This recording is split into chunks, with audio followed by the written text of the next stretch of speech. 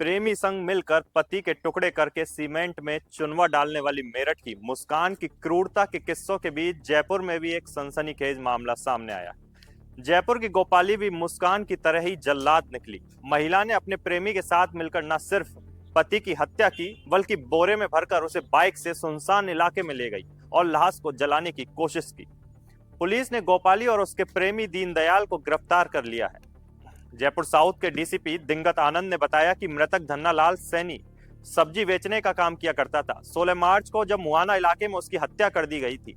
Police ने उसकी पत्नी गोपाली देवी को हिरासत में लेकर जब पूछताछ की तो गोपाली ने अपने प्रेमी दीनदयाल की मदद से पति धन्नालाल की हत्या करने का अपराध कबूल कर लिया। इसके बाद मंगलवार शाम को जब दोनों को गिरफ्तार कर लिया गया, पुलिस ने दोनों आरोपियों की गिरफ्तारी के बाद पूरे हत्याकांड का खुलासा किया है। पुलिस ने बताया कि 42 साल की गोपाली देवी उम्र में उससे 12 साल छोटे दीनदयाल की दुकान पर काम करती थी और गोपाली और दीनदयाल के बीच अवैध संबंध स्थापित हो गए।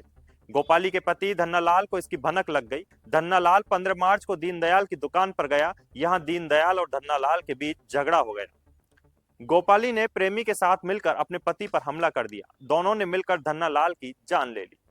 घटनाक्रम इस तरह से सामने आया है कि जब सिर पे वार किया गया था तो मृतक बेहोश हो गया था, परंतु उसकी हत्या करने के इरादे से उसके बाद उसको स्ट्रेंगुलेट करके गला घोट करके मौत के घाट उतारा गया है।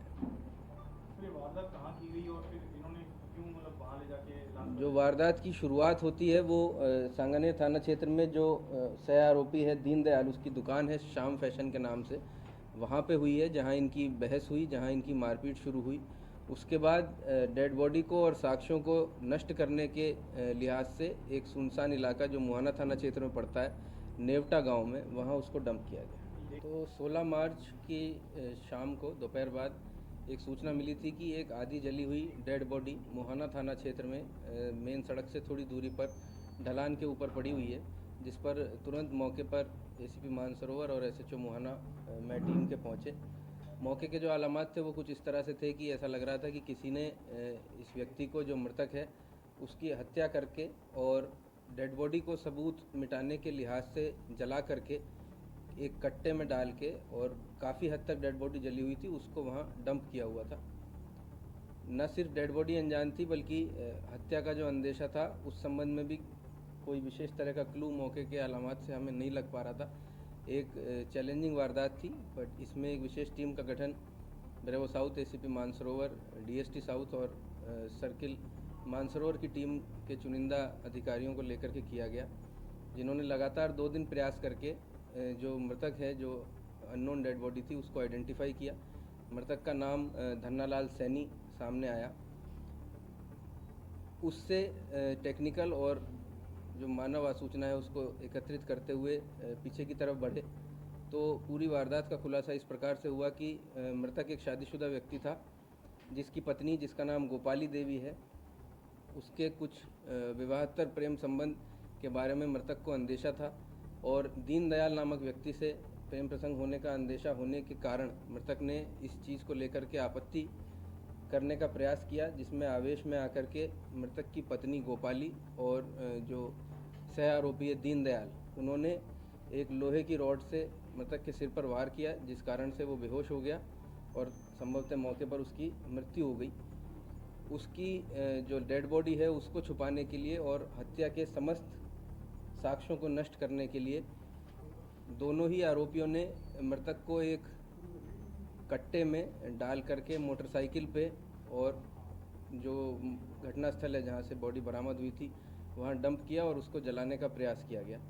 एक बहुत लंबी दूरी तक सीसीटीवी कैमरे देखे गए। आरोपियों को संदिग्ध मानते हुए हिरासत में लेके पूछताछ की गई और ये घटनाक्रम पूरी तरह से क्लियर हुआ और हत्या की पूरी वारदात का खुलासा हुआ है, जिसके लिए पूरी टीम बधाई की पात्र है।